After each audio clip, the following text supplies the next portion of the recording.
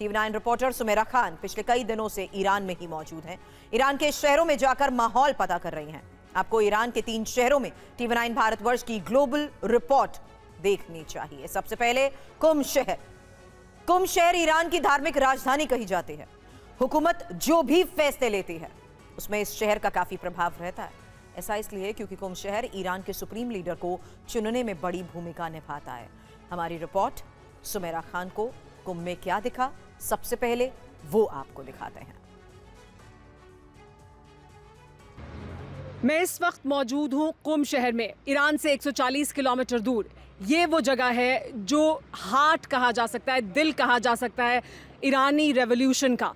और यहाँ जहाँ मैं इस वक्त मौजूद हूँ, यहाँ बड़ा हमला किया गया था अमेरिका और इजराइल द्वारा। ये जो जगह है यहाँ पर मिसाइल से हमला किया गया और देखिए किस तरह का नुकसान उस हमले की वजह से हुआ। ये जो पूरी इमारत है, जो पूरी बिल्डिंग है, वो पूरी तरह से पैनकेक कर गई, यानी नीचे की तरफ चली गई। उसकी नींव तक पूरी तरह से ख़त्म हो गई। देखिए यहाँ जो तस्वीरें हम आपको दिखाने की कोशिश करेंगे इस इमारत की, लेकिन ये इमारत ख़ास क्यों है ये भी मैं आपको बताऊँगी। लेकिन फ़िलहाल पहले आप ये तस्वीर देखिए और समझिए कि किस तरह से देखिए यहाँ पर इस पूरी इमारत की नींव तक को ख़त्म कर दिया गया। और वहाँ दूसरी तरफ जो हमारे ये बड़ी इमारत आपको दिखाई दे रही है, इस इमारत को भी बड़ा नुकसान पहुंचा। इसके आसपास की जो इमारतें हैं उन्हें भी बड़ा नुकसान पहुंचा। लेकिन इस जगह को कुम में क्यों चुना गया इस बड़े हमले के लिए? क्योंकि आपको याद होगा तब जब आयतुल्लाह अली खामेनी पर हमला किया गया और वो नहीं रहे, उसके बाद एक बड़ी चुनौती थी ईरान के लिए अपने नए सुप्रीम लीडर को चुनना। और इस वजह से ये चर्चा थी कि जो 88 लीडर हैं, ये जो जगह है इसे खोबरागाने मजलिस कहा जाता है। और यहाँ पर वो जो 88 सदस्य हैं जिन्हें चुनना था सुप्रीम लीडर को, उन्हें इकट्ठा होना था। ये इंटेलिजेंस और ये जानकारी सामने आई थी कि यहाँ पर वो इकट्ठा होंगे और वो जो लोग हैं वो बैठकर ये तय करेंगे कि कौन होगा नया सुप्रीम लीडर ईरान का। और यहाँ उन्हें मिलना था। ये जानकारी जब सामने आई तो उसके बाद यहाँ पर हमला किया गया। हालांकि वो जानकारी सही साबित नहीं हुई, वो इंटेलिजेंस इनपुट सही साबित नहीं हुआ और इस वजह से यहाँ पर वो लोग इकट्ठा नहीं थे। लेकिन इमारत को नुकसान पहुँचा। ये एक लिहाज से अमेरिका ने हमला इस पर तो किया ही कि सुप्रीम लीडर को चुना जाना है, जो कि डोनाल्ड ट्रंप लगातार कहते रहे थे कि हम नए सुप्रीम लीडर को चुनेंगे, हम जिसे चाहेंगे वो नया सुप्रीम लीडर होगा। मुश्तबा खामेनी को उनका ये कहना है कि हम स्वीकार नहीं करते हैं। और तब जब ये पूरी प्रक्रिया चल रही थी उसके दौरान इस इमारत पर हमला किया गया, क्योंकि ये माना गया कि यहीं पर वो 88 सदस्य इकट्ठा होंगे, यहीं पर मंथन किया जाएगा, यहीं पर जो वो काउंसिल है वो इकट्ठा होकर तय करेगी कि कौन होगा नया सुप्रीम लीडर ईरान का। और इस वजह से इस जगह पर हमला किया गया। लेकिन इस जगह पर जो हमला है वो इस वजह से भी अहम है क्योंकि ये अपने आप में सिंबॉलिक भी है, सांकेतिक भी है, अहम है, क्योंकि जो इस्लामिक रेवोल्यूशन ईरान में हुआ उसका जो दिल है वो कुम को कहा जा सकता है। हमारे साथ यहाँ पर रिजवी साहब मौजूद हैं।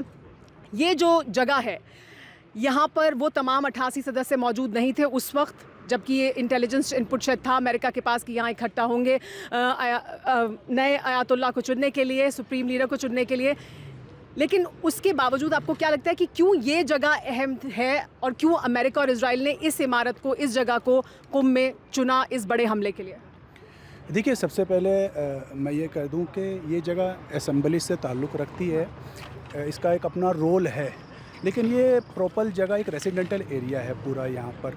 उस वक्त जब ये हमला हुआ उस वक्त यहाँ पे कोई भी यहाँ पे नहीं था, और बल्कि जो सामने आई जो शहीद भी हुए हैं वो शहीद भी सिविलिज़न थे यहाँ पर, 1-2 खादिम थे यहाँ पर, कोई भी ऐसा ऑफिसर टाइप का यहाँ पे बंदा नहीं था।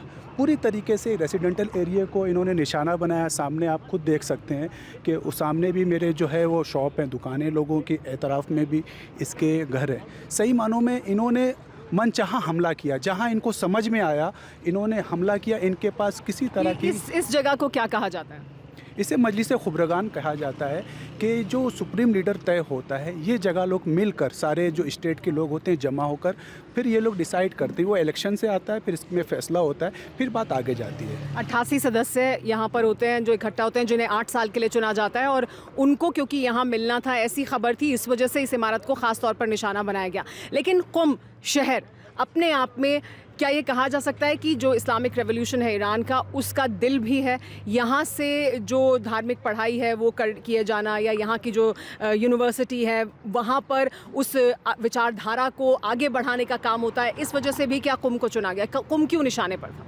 देखिए, सबसे पहली बात तो कुम एक मज़हबी जगह है और मज़हबी जगह का कोई सियासत से ताल्लुक़ नहीं होता है। इसके शुरू से अगर आप कुम के बारे में पढ़ें, इसका एक कल्चर रहा है, इसकी परंपरा रही कि यहाँ से मज़हबी लोग निकले और पूरी दुनिया में ये मोहब्बत और भाईचारगी का पैगाम देते चले आ रहे हैं। लेकिन इस जगह का जो इन्होंने इंतखाब किया हमला का, अगर आप देखा जाए तो उन्हें सही मानों में पता नहीं था जब तक ये जगह पूरी तरह से एक्टिव नहीं थी। यहाँ पे किसी तरह का ऐसा कोई काम नहीं हो रहा था कि जिससे ये कहा जाए कि सुप्रीम लीडर का, क्योंकि ये जगह के जैसे पूरे ईरान में मुख्तलिफ जगह पर इस तरह की जैसी बिल्डिंगें होती हैं कि जहाँ पर असेंबली के लोग जमा होते हैं और वो अपने सुप्रीम लीडर का इंतखाब करते हैं।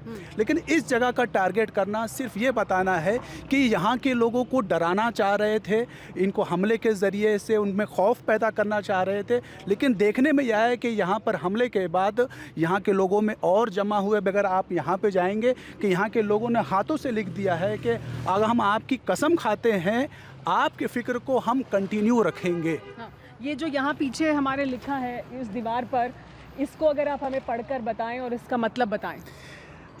देखिए, सबसे पहले उन्होंने ऊपर लिखा है मर्ग बर अमेरिका, मर्ग बर इज़राइल और हदिये अम्मो ट्रम्प। हाँ। 3 चीज़ें लिखी हैं वहाँ पर। मर्ग बर अमेरिका मतलब ए अमेरिका तुम पर लानत हो। हाँ। लानत हो। मर्ग बर इज़राइल, ए इज़राइल तुम पर लानत हो। तीसरा चीज़ हदिये अम्मो ट्रम्प। इन्होंने एक तरह से ये कहा कि ए ट्रम्प, ए अंकल, आपको हम गिफ्ट दे रहे हैं, ये ईरान का गिफ्ट है आपको। तो एक चीज़ मैं यहाँ पर क्लियर कर देना चाहता हूँ, जो ये लिखा है death to America, death to Israel, ये एक तरह से उनकी फ़िक्र को है, ना कि वहाँ के लोगों को है कि जो उनकी ये जो बर्बरियत यानी उस सोच को है। लेकिन ये है हदिया ट्रम्प के लिए, यानी ट्रम्प के लिए गिफ्ट है ये। हम अपना खून आपको हदिया देते हैं। ठीक है। ईरान के लोग अपना खून आपको गिफ्ट दे रहे हैं, हमारी तरफ से एक तोहफा हो आपको। यानी ट्रंप अगर यहाँ पर हमला कर रहा है तो यहाँ के लोग उसको इस शक्ल में कह रहे हैं कि जो तुम हमारे यहाँ के बच्चों को मार रहे हो, हमारा खून बहा रहे हो, हम ये एक तरह से आप उससे हमारा तोहफा समझिए, हम इससे डरने वाले लोग नहीं हैं, हम वो कौम हैं। ठीक है, तो ये आपने सुना किस तरह से ये जो जगह है यहाँ पर हमला किया जाना कई मायनों में बहुत अहमियत रखता था, इस वजह से भी कि रणनीतिक तौर पर बहुत अहम जगह है, लेकिन साथ ही एक विचारधारा के स्तर पर भी, आइडियोलॉजी के स्तर पर भी इस जगह की अहमियत बहुत ज़्यादा है और इस वजह से भी इस जगह को निशाना बनाया गया। कुम से TV9 भारतवर्ष के लिए मैं सुमेरा खान। आशंका जताई जा रही है कि ईरान पर अमेरिका का हमला किसी भी वक्त शुरू हो सकता है और युद्ध के इन्हीं खतरों के बीच पहला भारतीय चैनल TV9 भारतवर्ष ईरान में मौजूद है। TV9 की संवाददाता सुमेरा खान ईरान में उन जगहों पर पहुंची जहां अमेरिका और इजरायल ने भीषण हमले किए। 2 अप्रैल को अमेरिका ने ईरान के करज ब्रिज पर बड़ा हमला किया था। जहां से हमला हुआ वहां आज क्या हालात हैं, देखिए ये एक्सक्लूसिव रिपोर्ट। मेरे पीछे जिस ब्रिज को आप देख रहे हैं ये वो ब्रिज है जिसको आपने देखा उस वक्त तब जब अमेरिका ने यहाँ हमला किया था। ये जो पुल है वो खास इस वजह से भी है कि इसके नीचे से जो करज नहर है वो गुजरती है। इसका जो मलबा जब नीचे गिरा तो उसमें काफ़ी लोग मारे गए। ये अपने आप में एक इंजीनियरिंग मार्वल भी है क्योंकि ये हाईएस्ट ब्रिज है UAE, ये जो अरब कंट्रीज हैं उसमें ये हाईएस्ट ब्रिज है। एक बार नहीं 3 बार हमला हुआ। यहाँ पर इकोनॉमिक एक्टिविटी बहुत ज़्यादा है, यहाँ पर जो फैक्ट्रियों की तादाद है वो बहुत ज़्यादा है और इस वजह से भी करज को टारगेट किया गया था और उसी का हिस्सा था ये हमला भी। पश्चिम एशिया में जबरदस्त तनाव और युद्ध के हालात के बीच ईरान के वॉर जोन में पहली बार कोई भारतीय न्यूज चैनल पहुंचा।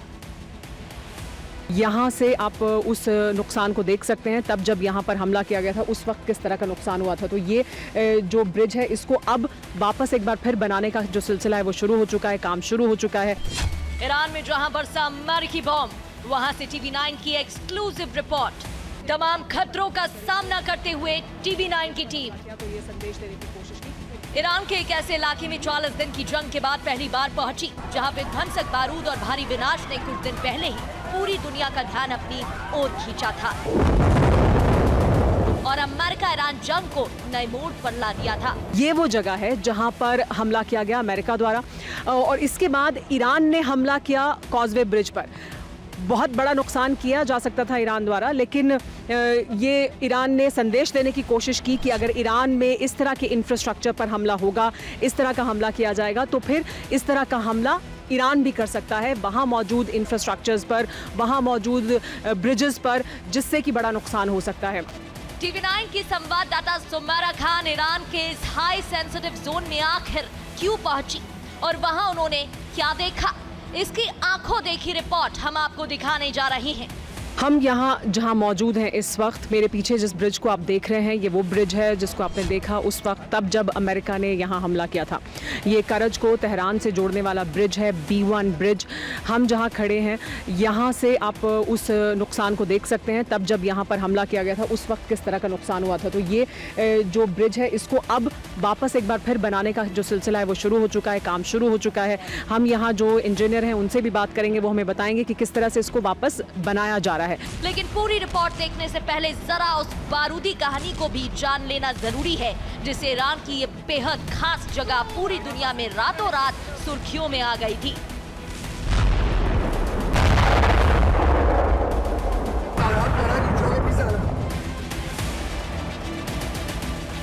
जहां हम मौजूद हैं ये वो जगह है जहां पर हमला किया गया अमेरिका द्वारा, और इसके बाद ईरान ने हमला किया कॉजवे ब्रिज पर।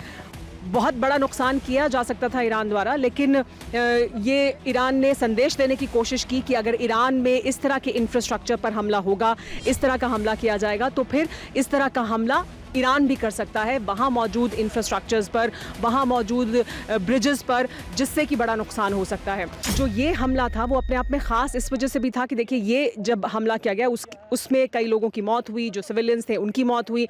ये जो पुल है उसका इनॉग्रेशन नहीं हुआ था, लेकिन इस पुल पर ट्रैफिक शुरू हो चुका था, यानी गाड़ियां इस पुल से गुजर रही थी। ये जो पुल है वो ख़ास इस वजह से भी है कि इसके नीचे से जो करज नहर है वो गुजरती है।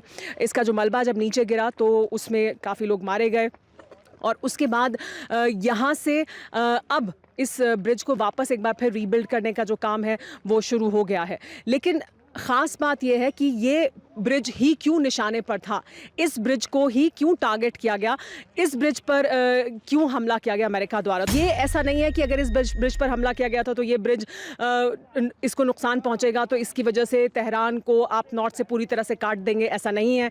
एक और रास्ता है जो पहले का रास्ता है, पुराना रास्ता है, उसी रास्ते का इस्तेमाल करते हुए हम यहाँ तक पहुँचे हैं, इस ब्रिज तक, इस जगह तक। तो वो रास्ता अपने आप में एक पुराना रास्ता है, हाईवे है, रोड्स हैं बहुत अच्छी। तो ऐसा नहीं है कि इस ब्रिज को नुकसान पहुंचने की वजह से पूरी तरह से नॉर्थ से कट जाता ये जो तेहरान का इलाका है। लेकिन ये ब्रिज अपने आप में अहमियत इसलिए रखता है क्योंकि तेहरान से लोग वेडनेसडे को आमतौर पर जब वीकेंड होता है तो वीकेंड के लिए तेहरान से बाहर निकलते हैं, और वो फिर जब रोड्स का इस्तेमाल करते हैं तो ट्रैफिक बहुत ज़्यादा हो जाता है। तो ट्रैफिक को डाइवर्ट करने के लिए इस ब्रिज की अहमियत थी। ये अपने आप में एक इंजीनियरिंग मार्वल भी है क्योंकि ये हाईएस्ट ब्रिज है यूएई, ये जो अरब कंट्रीज़ हैं उसमें ये हाईएस्ट ब्रिज है, ये जो ब्रिज बनाया गया था। इस वजह से भी इसको टारगेट किया गया। तो कई वजहें थी। एक वजह ये भी कि किस तरह से जो नॉर्थ का इलाका है, यानी जो अज़ीरी, यहाँ जहाँ हम मौजूद हैं करज में, यहाँ पर लगभग 30% अज़ीरी पॉपुलेशन है, और जब यहाँ से आप आगे बढ़ते हैं उत्तर की तरफ ईरान में तो ये जो अज़ीरी तादाद है लोगों की वो बढ़ती जाती है शहरों के साथ साथ। तो कई शहर ऐसे हैं जहाँ पर उनकी तादाद बहुत ज़्यादा है। तो कोशिश ये भी थी कि एक तरह से लोगों के बीच एक जो यहाँ पर लोगों के बीच ये पैदा किया जाए कि अज़ीरियों को से वहाँ से रिवोल्ट कराया जाए या वहाँ से कोई शुरुआत हो, लेकिन ऐसा कुछ हुआ नहीं, और ये हो भी नहीं सकता क्योंकि रिप्रेजेंटेशन है अज़ीरी पॉपुलेशन का सरकार के भीतर भी। खुद आयतुल्लाह अली ख़ामेनी अज़ीरी थे, तो ये लेकिन एक कोशिश ज़रूर थी। दूसरी जो इंजीनियरिंग आपने इस ब्रिज पर की है उसको भी नुकसान पहुँचाना, तो इंफ्रास्ट्रक्चर को नुकसान पहुंचाना, ये संदेश देना कि हम इस तरह से इंफ्रास्ट्रक्चर को नुकसान पहुंचा सकते हैं। लेकिन ईरान की तरफ से अब कहा यह जा रहा है कि हम इसे रीबिल्ड कर रहे हैं। जो इंजीनियर हैं उनसे भी हम बात करेंगे और वो हमें बताएंगे कि दरअसल किस तरह से इसको वापस एक बार फिर बनाया जा रहा है। ये जो जगह आप देख रहे हैं यहाँ पर हमला किया गया, वो जो जगह है ब्रिज पर वहाँ हमला किया गया, और यहाँ पर एक बार नहीं 3 बार हमला हुआ, यानी पहले वेव जो आया जब अटैक का तो पहला हमला किया गया इस ब्रिज को, उसकी वजह से नुकसान हुआ, उसका हिस्सा नीचे गिरा, जो नीचे लोग मौजूद थे वो एक फेस्टिवल सेलिब्रेट करने के लिए आए थे, वो यहाँ पर लोग मारे गए, ब्रिज से जो गाड़ियाँ गुजर रही थी उन्हें नुकसान पहुँचा। और उसके बाद जब यहाँ पैरामेडिक्स पहुँचे मदद करने के लिए, लोगों की राहत पहुँचाने के लिए, तो फिर उन पर हमला किया गया। और उसके बाद एक और जब उनको बचाने के लिए और लोग पहुंचे तो तीसरा हमला किया गया। तो इस तरह से 3 हमले यहाँ पर किए गए थे। इस वजह से भी इसको लेकर बहुत ज़्यादा सवाल उठे, अमेरिका के भीतर भी उठे। इसी को लेकर सवाल पीट हेग्सेट से भी पूछा गया जब वो कांग्रेस के सामने पेश हुए कि आपने इस तरह का हमला किया है। लेकिन ये अपने आप में एक बड़ा हमला था, इसकी सबसे ज़्यादा चर्चा हुई। इसको लेकर ईरान ने भी अपना रुख बहुत साफ तौर पर रखा अमेरिका के सामने, इजराइल के सामने, कि अगर आप इस तरह का हमला करेंगे तो फिर हम भी उस इंफ्रास्ट्रक्चर पर हमला करेंगे। जैसे कि उन्होंने जब कॉजवे ब्रिज पर हमला किया तो ये संदेश देने की कोशिश की कि फिर इसी तरह का हमला हम भी वहाँ कर सकते हैं। आप इसको इस तरह से समझ सकते हैं कि एक सैटेलाइट टाउन है तेहरान का, यानी तेहरान से लगता हुआ ये शहर है। यहाँ पर बहुत बड़ी तादाद में फैक्ट्रीज़ हैं, हर तरह की फैक्ट्रीज़ यहाँ पर मौजूद हैं। यहाँ जो लोग हैं वो काम करने के लिए आते हैं, यहाँ से जो व्यापार है वो बहुत ज़्यादा होता है ईरान के लिए। तो ईरान के लिए ये शहर बहुत अहमियत रखता है। इस वजह से करज में सबसे ज़्यादा हमले भी किए गए, लगभग 2800 या उससे ज़्यादा हमले करज शहर में किए गए थे। तो करज शहर में क्यों हमले किए गए उसकी अहमियत इससे भी आप समझ सकते हैं कि यहाँ पर इकोनॉमिक एक्टिविटी बहुत ज़्यादा है, यहाँ पर जो फैक्ट्रियों की तादाद है वो बहुत ज़्यादा है, और इस वजह से भी करज को टारगेट किया गया था। और उसी का हिस्सा था ये हमला भी। TV9 भारतवर्ष के लिए B1 बिज करज से सुमेरा खान।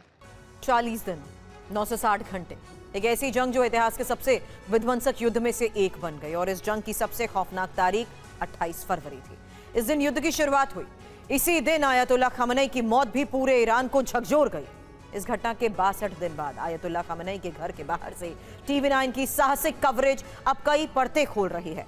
ये वो जगह है जहां अब तक कोई न्यूज चैनल नहीं पहुंचा। पहली बार ईरान के उस हिस्से से ग्राउंड रिपोर्ट देखिए जहां कोई नहीं पहुंच पाया। जहां गिरे बंकर बस्टर बम, वहां TV9 रिपोर्टर। ये जो रास्ता है ये जाता था आयतुल्लाह अली खामनेई के घर पर। हालांकि अब वो कंपाउंड जाहिर सी बात है नहीं है, लेकिन ये वो जगह बन गई है। ईरान की धरती से TV9 की ग्राउंड रिपोर्ट। ये जो सिलसिला है यहाँ पर आने का और यहाँ पर आकर अपना जो गम है उसको दिखाने का, वो सिलसिला लगातार 62 दिन से इसी तरह से जारी है। खामनेई के घर तक पहुँचने वाला पहला न्यूज चैनल। ये कोई हाई सिक्योरिटी जोन नहीं था, वो अपने घर में थे और कहीं छिपे हुए नहीं थे, वो लगातार यहीं थे, ऐसा लोगों का कहना है। तेहरान में खामनेई के घर से TV9 की सुपर एक्सक्लूसिव रिपोर्ट। लोगों को एक लगता है कि कभी भी हमला हो सकता है, लेकिन उसके बावजूद उनका ये कहना है कि वो इसी तरह से यहाँ आते रहेंगे, इस डेमोन्स्ट्रेशन का हिस्सा बनते रहेंगे। ये जो जगह है इसको खास तौर पर आप देखें, इस जगह पर खास एक बात ये है कि किस तरह से ये एक बहुत आम सड़क है, एक बहुत आम रास्ता है, कोई बहुत हाई सिक्योरिटी जोन नहीं है। और ये एक बहुत अहम बात है समझने के लिए। आम सड़क है, आम तरह से यहाँ पर ट्रैफिक है जो वो चल रहा है, और ये यहाँ आम दुकानें हैं, बाजार है आसपास, और उसके बीच से सड़क है जो उनके घर पर जाती है। तो ये जो रास्ता है ये जाता था आयतुल्लाह अली खामनेई के घर पर। हालांकि अब वो कंपाउंड जाहिर सी बात है नहीं है, लेकिन ये वो जगह बन गई है जहाँ पर आकर उनके लिए जो अपना गम है वो जाहिर करने के लिए लोग यहाँ पर रोज़ आते हैं। ये सिलसिला इसी तरह से जारी है, दिन और रात पिछले 62 दिन से लगातार इसी तरह से यहाँ पर लोग पहुँच रहे हैं। लेकिन बहुत ख़ास बात ये है कि जो ये कहा जाता था कि बहुत छिप गए हैं, कहीं हाई सिक्योरिटी जोन में रहते हैं, यहाँ पर जब आप लोगों से बात करें तो उनका ये कहना है कि ये कोई हाई सिक्योरिटी जोन नहीं था, वो अपने घर में थे और कहीं छिपे हुए नहीं थे, वो लगातार यहीं थे, ऐसा लोगों का कहना है। ये हमला सुबह 9:45 पर हुआ।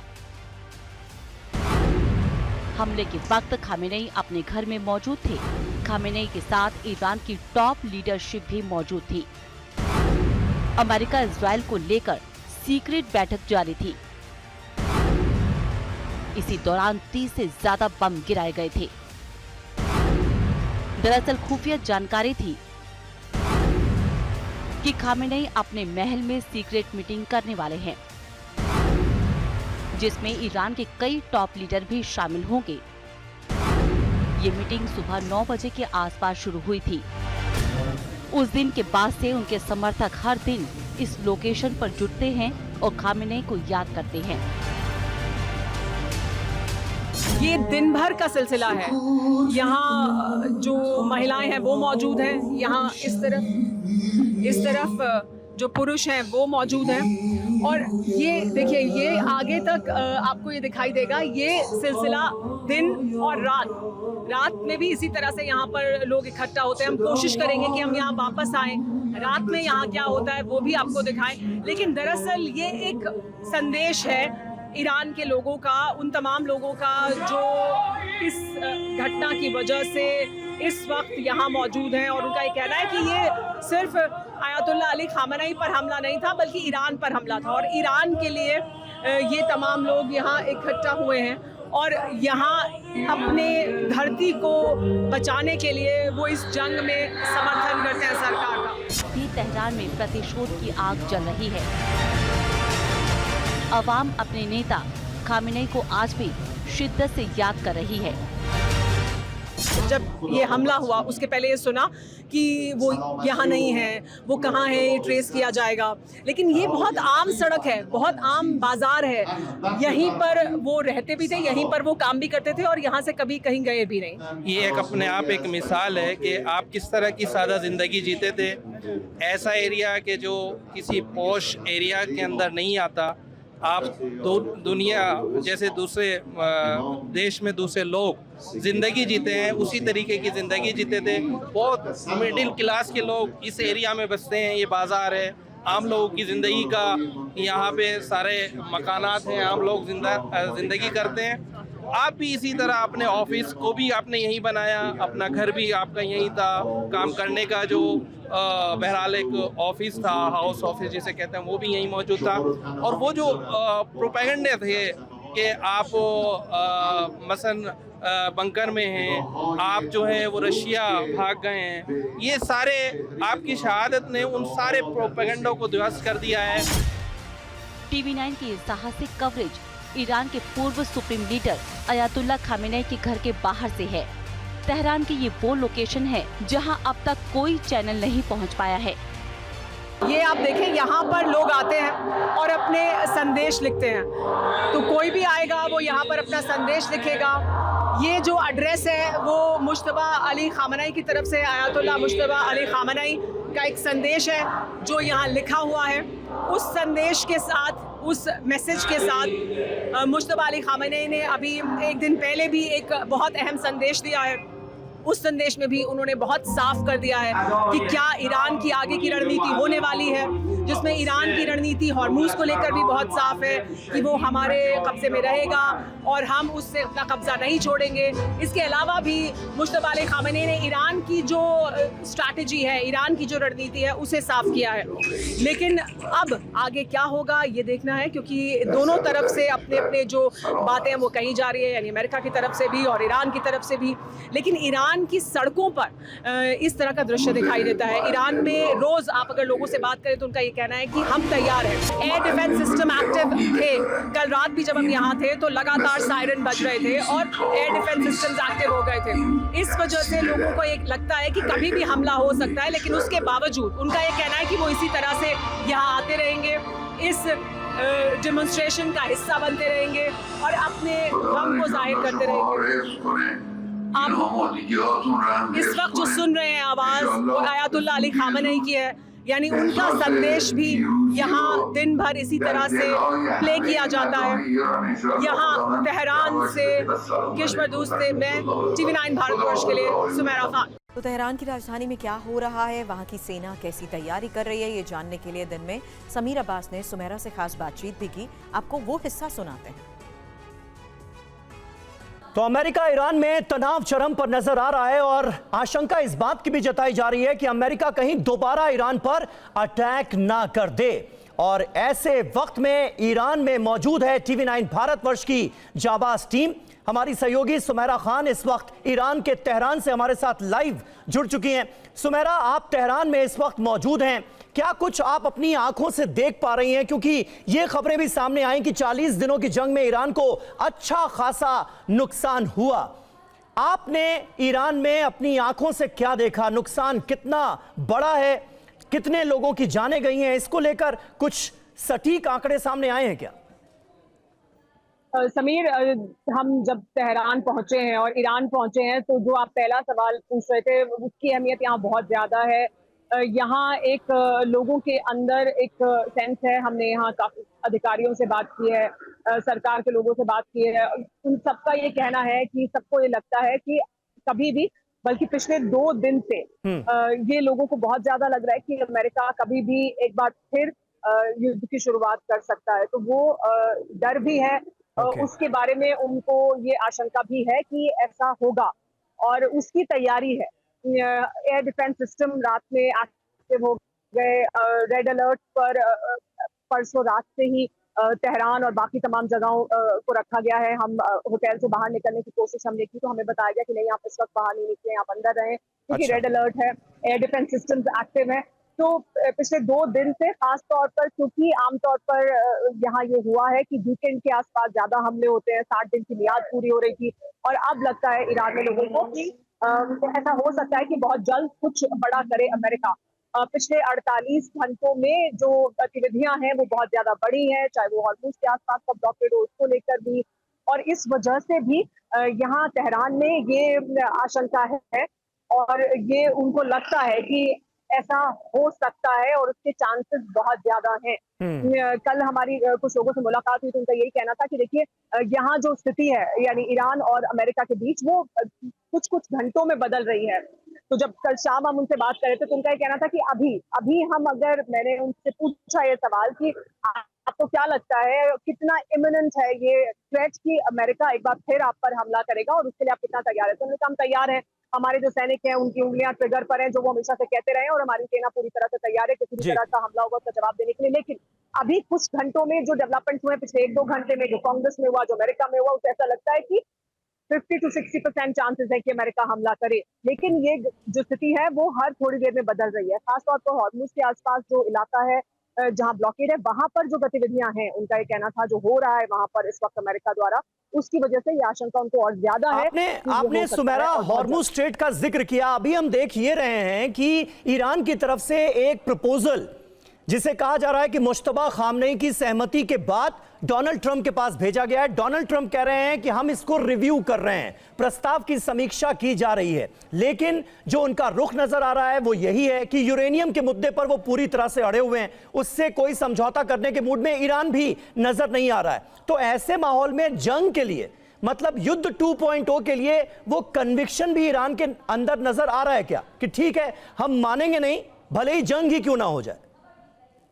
बिल्कुल समीर, देखिए एक तरह का कॉन्फिडेंस दिखाई देता है जब आप यहाँ लोगों से बात करें जो अधिकारी हैं या जो सरकार का हिस्सा है या जो थिंक टैंक हैं, उनको उनके अंदर एक तरह का कॉन्फिडेंस लगता है कि देखिए हम कुछ नॉन निगोशिएबल्स हैं, हम उनसे पीछे नहीं हटेंगे, और इस वजह से वो इस बात के लिए तैयार है कि फिर इसका कोई भी नतीजा हो हम उसको भुगतने के लिए तैयार हैं। हम युद्ध नहीं चाहते हैं, लेकिन अगर इस तरह की स्थिति बनेगी तो हम जवाब उसी तरह से देंगे जैसे हमने पहले दिया। साथ ही ये भी, if I were to quote to you, हमारी जिनसे मुलाकात हुई कुछ लोगों से, उनका ये कहना था कि अमेरिका को हमने सरप्राइज किया। अमेरिका ये नहीं सोच रहा था जब उसने तेहरान पर, ईरान पर हमला किया कि इस तरह का एक रुख ईरान का होगा, और ईरान इतनी तैयारी के साथ है, उसकी रणनीति तैयार है। लेकिन अब अगर दोबारा ऐसा होता है तो हमारे पास और भी सरप्राइजेस हैं अमेरिका के लिए जो उसे वाकई सरप्राइज करेंगे। यहाँ पर एक और मैं आपको बात बता दूं कि एक ईरान तैयार है, तेहरान तैयार है, ट्रिगर पर उंगलियां हैं। उनका ये कहना है हमारी सेना की अगर कुछ भी होता है तो हम जवाब उसी तेजी से देंगे, उसी प्रभाव के साथ देंगे। साथ ही हमारे पास बहुत से सरप्राइजेस होंगे अमेरिका के लिए। एक और बहुत अहम बात जो उनका ये कहना है कि हम बातचीत हमेशा करने के लिए तैयार थे। यूरेनियम एक ऐसा मुद्दा है, वो हमारा मुद्दा है, हम उसे कितना तादाद में रखेंगे, लेकिन उनका ये जरूर कहना है, ये जो मुझे उनका पक्ष समझ में आता है वो ये कि हम जो आईएए के स्टैंडर्ड है, हम दुनिया को ये जरूर संदेश देना चाहेंगे कि हमारे पास इतना ही यूरेनियम हो जिससे हम एटम बम ना बना सके। तो हम उस थ्रेशोल्ड को पार नहीं करेंगे। हम ये हमारा दुनिया से भी वादा है और ये हमारी नीति भी है, पॉलिसी भी है, लेकिन उसे हम कम कर दें अमेरिका के कहने पर या उसके बारे में विचार करें, वो हम नहीं करेंगे, वो हमारा अधिकार है। और ये हमने देखा भी सुमेरा, जब तक आयतुल्लाह अली खामनेई जिंदा रहे, उनकी तरफ से एनपीटी पर दस्तखत के बाद जो फतवा जारी किया गया था कि हम परमाणु बॉम्ब बनाने की ओर आगे नहीं बढ़ेंगे, उस पर अमल भी किया ईरान ने। लेकिन अब खबरें ये भी सामने आ रही हैं कि मुश्तबा खामनेई एक बार फिर अपनी परमाणु पॉलिसी को, ईरान की परमाणु पॉलिसी को रिव्यू कर सकते हैं। और अभी तक जो खबरें हमारे पास आई हैं, जो जानकारियां आई हैं, उसके तहत लगता तो यही है कि मुश्तबा खामनेई का जो रुख है वो आयतुल्लाह अली खामनेई से भी कहीं ज्यादा आक्रामक है, अग्रेसिव है। तो क्या इसकी भी चर्चा इस वक्त ईरान में है? देखिए समीर, अभी तक ये जरूर है कि उनका आक्रामक रुख है और वो बहुत स्पष्ट दिखाई दे रहे हैं। हाँ। यानी उन्होंने जो भी बातें रखी हैं अपनी, जो उन्होंने संदेश भी दिया लोगों को 2 दिन पहले, उसमें भी जो उन्होंने अमेरिका के सामने प्रपोजल भेजा है उसमें भी ये तमाम जो उनके पॉइंट्स हैं वो बहुत क्लियर हैं। तो